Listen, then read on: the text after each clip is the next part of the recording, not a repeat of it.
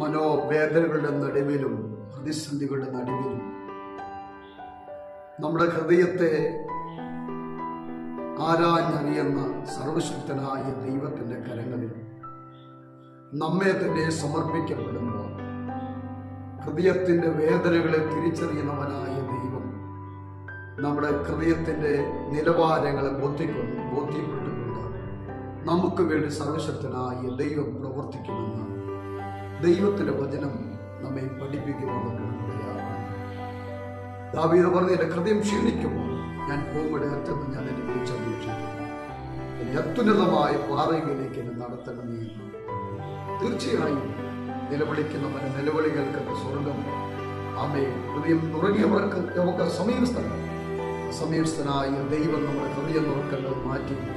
സ്വസ്ഥതയും സമാധാനം നൽകി നമ്മെ പരിപാലിക്കുന്നവനാണ്. അവൻ്റെ ബലമുള്ള